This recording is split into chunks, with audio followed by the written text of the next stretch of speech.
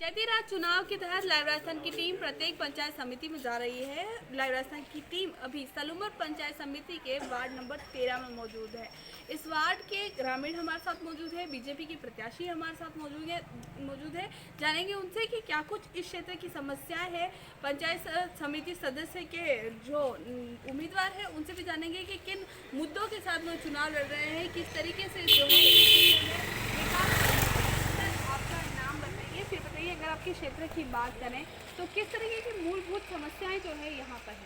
Madam, मेरा नाम महाव सिंह राठौड़ है, मैं यहाँ का निवासी हूँ। मैं हमारे जो प्रत्याशी आगे था उनको वोट देके यहाँ से भेजा था, अभी तक उनकी शक्ल नहीं देखी है, वो कैसा है। ये कांग्रेस का कैंडिडेट था, देखा नहीं है उनको, तभी वोट दिया था, तभी देखा था उनको। और सख्त नाराज़गी है उससे, कांग्रेस से। हम बीजेपी को वोट देंगे यहाँ और बीजेपी का प्रत्याशी सुनेंगे। ये भी अगर ठीक होगा तो ठीक, अगर ये भी दूसरा होगा तो दूसरी बार देखेंगे। एक बार तो इनको भी दे देंगे वोट, मगर है परेशानी बहुत है हमारे। के विकास करने की बात की जा रही है। हालांकि जो यहाँ से प्रत्याशी जीते थे उन्होंने फिर से जीतने के बाद क्षेत्र में अपनी शक्ल नहीं दिखाई है, जिससे क्षेत्रवासी काफी नाराज हैं। सर, आप बताइए यहाँ की मुख्य रूप से क्या समस्या है? हाँ मैडम, यहाँ की मुख्य रूप से समस्या तो आपके सामने क्या गिने। अभी भी अशोक जी जब गादी पे बैठे तो उन्होंने 2 महीने का बिल माफ कर दिया, लाइट बिल। तो पूरी जनता को गुमराह कर दिया उन्होंने। तो वोट नहीं करेंगे, सिर्फ डबल चार्ज लग रहे हैं। कोरोना का महाकाल चल रहा है इधर। अब पीएम मोदी जी की योजना थी हमारी डेयरी सेक्टर पे, काश्तकार को मतलब लाभान्वित करने के लिए कि महामारी है तो उससे काश्तकार कोई हेल्प में 2 पशु खरीदे, दूध बेचे, गाँव में किसी का बिजनेस करे। तो 1,60,000 जब प्रत्येक काश्तकार को मिले थे, उनमें सब फार्म भरे हुए थे। तो यहाँ अशोक जी की सरकार बैठी हुई, तो पूछा बीजेपी की सरकार है, वहाँ उनका लॉन्चिंग हो गया है ओनली फॉर 20 बसें। और उसमें अगर मान लो कि पीएम योजना की सब्सिडी तो काश्तकार को फायदा था, पूरे राजस्थान में उनका बैंड लगा दिया उन्होंने। किस बात का बैंड लगा? वो सारे जहाँ बीजेपी की सरकार है वहाँ तो उन्होंने लॉन्चिंग हो चुका है और 6-6 महीने से गुमराह कर कोई बैंक वाला एजेंट बैठा दिया है, कोई 10,000 मांगता है, कोई 15,000। किस बात का पेमेंट लगे? अगर काश्तकार 15,000 ब्याज किसी को रिश्वत दे के लोन पास करवाता है तो उसकी जमीन ही बेच दे। ये कौन सी सरकार, किस बात के पैसे? सरकारी योजनाओं का लाभ जो है ब्रेक लगवा दिया उन्होंने। हालांकि अशोक गहलोत सरकार से काफी नाराजगी इस क्षेत्रवासी में दिखी है। सर, आप बताइए। तो जो कांग्रेस की सरकार है उससे जो योजना लागू की है उसमें कोई योजना अभी तक क्रियान्वित हुई नहीं है। कोई लाभ नहीं मिल रहा है, किसी ग्रामीण को नहीं मिल रहा है, किसी शहर को नहीं मिल रहा, किसी प्रकार का कोई ग्रामीण। इसलिए हम बदलना चाहते हैं और बीजेपी को वोट देंगे, उनको प्रत्याशी को चुनना चाहते हैं। क्षेत्र में जो है सरकारी योजनाओं का लाभ नहीं मिलने से यहाँ के क्षेत्रवासी गहलोत सरकार से काफ़ी खफा है। हमारे साथ यहाँ के वार्ड 13 के बीजेपी प्रत्याशी मौजूद है। जानेंगे उनसे कि किन मुद्दों के साथ चुनाव लड़ रहे हैं, किस तरीके का विकास जो है इस क्षेत्र में कराने वाले हैं। नाम बताइए। मेरा नाम देवेंद्र सिंह अजबावत है, मैं भारतीय जनता पार्टी का प्रत्याशी हूँ वार्ड नंबर 13 से। इसमें 2 ग्राम पंचायत है, बस्सी सामचोक और बस्सी झुंझावत। मुझे पार्टी ने जो मेरे पे विश्वास किया है, यहाँ की जनता जनार्दन, भारतीय जनता पार्टी के यहाँ के कार्यकर्ता बंधु, यहाँ के वरिष्ठगण, बुजुर्गगणों का मुझे अभी हम घर घर जनसंपर्क किया है, सबका मुझे भरपूर सहयोग और आशीर्वाद मिला है। मैं आपकी इस पूरी टीम को समस्त भारतीय जनता पार्टी की ओर से, समस्त ग्रामवासी की ओर से धन्यवाद देना चाहूँगा कि आप इस चुनावी पंचायती राज चुनाव में आपकी पूरी टीम ने यहाँ करके हमारी गांव की समस्याओं को सोशल मीडिया के माध्यम से और इस बात को आप आगे पहुँचाएंगे, उसके लिए मैं आभारी हूँ आपकी पूरी टीम का। दूसरी बात ये बताना चाहूँगा मैं कि मुझे भारतीय जनता पार्टी ने जो, अगर आपकी क्षेत्र की बात करें तो किस तरीके का विकास करना है? देखिए मैडम, मैं एक भारतीय जनता युवा प्रत्याशी हूँ और मैं यहीं का निवासी हूँ, मूलभूत यही जन्म हुआ है मेरा। मेरे पे जो भारतीय जनता पार्टी ने विश्वास जताया है, मैंने यहाँ की सारी समस्याओं को देखा है, यहाँ के सारे नेतागणों को देखा है, यहाँ की राजनीति को देखा है।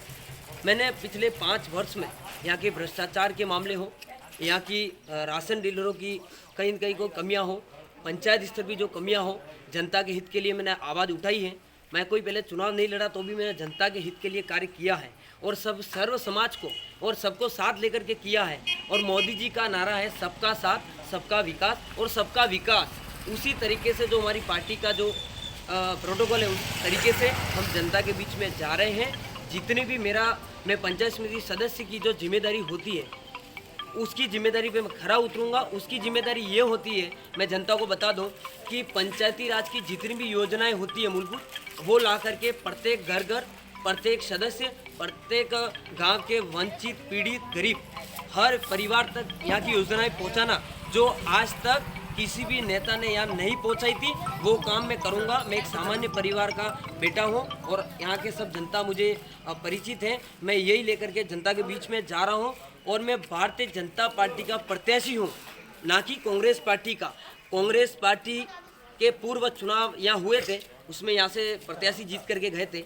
उन भाई साहब से मेरा निवेदन है, यहाँ की जनता मांग कर रही है कि उनके कार्यकर्ता बंधु फील्ड में जा रहे हैं और लोगों को गुमराह कर रहे हैं, और इस प्रकार की जनता यही पूछ रही है उनसे कि वो प्रत्याशी कहाँ है। वोट तो हम देंगे, कोई बात नहीं, मतदान हर जनता नागरिक बंधु का एक अधिकार है, उस मतदान तो हम करेंगे, परंतु जो वोट यहाँ से लेके गए थे पूर्व चुनाव के अंदर, वो प्रत्याशी गुम हो गए कांग्रेस के, वो आसपास कहीं हो तो इस जनता के दर्शन के लिए यहाँ लाए। विकास दूर की बात है। विकास के मुद्दे के साथ ये चुनाव कर रहे हैं, हालांकि कई सारी योजनाएं हैं, उनका लाभ नहीं मिल पाया। हमारे साथ यहाँ के उप सरपंच साहब भी मौजूद है। सर, अगर साल में की अगर बात की जाए आपके कार्यकाल में, तो क्या कुछ विकास मैडम 1 साल करीब होने आ गया, हमारी सरकार पंचायती राज चुनाव हो गए। मेरा नाम दौलत सिंह, बस्सी सामचोद उप सरपंच। तो करीब 1 साल होने को आ गया। 1% का काम नहीं हुआ अभी अब तक। अब लोगों को जवाब क्या देवे। उसके बाद में लाइट का बोझ इतना बढ़ गया है, किसान परेशान है, आम मजदूर परेशान है। हम सभी तरीके से, इधर कोरोना था, हम भी समझते हैं कोरोना है, उसके बावजूद भी कोरोना का समय थोड़ा कम हुआ है। उसके बाद में हम कोरोना के साथ में चलना, ये अपन को पता है, फिर भी काम भी करना है अपन को कोरोना के साथ चलते चलते। इससे हम परेशान हैं सरकार से और कुछ भी काम नहीं हुआ है। इसलिए हम चाहेंगे दोबारा हमारी, क्या कारण है जिस कारण क्या, कांग्रेस की सरकार है, इसलिए हमारे बजट दे रही नहीं, एसएफसी बजट नहीं आया अब तक। 1 साल होने को आ गया, पंचायत खाली पड़ी है। पंचायतों में बजट नहीं आने की वजह से क्षेत्र में काफी दिक्कत हो रही है। और सर, किस तरीके का काम आगे करने की योजना है, किस तरीके के वादे? मेरी योजना तो ये है कि मैं वादे नहीं कर रहा हूँ, मैं वादे नहीं करूँगा, क्योंकि मैं भारतीय जनता पार्टी भाजपा का सदस्य हूँ, प्रत्याशी हूँ। मेरी पार्टी जमीनी स्तर पे काम करने वाली पार्टी है, जमीनी स्तर पे कार्य करेगी।